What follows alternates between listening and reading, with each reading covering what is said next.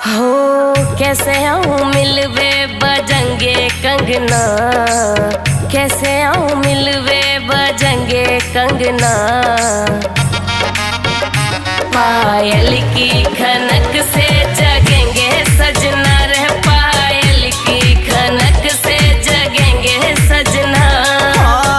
आवे तो आजा झूठी बात क्यों बनावे, 2 महीना से रानी ऐठ क्यों दिखावे।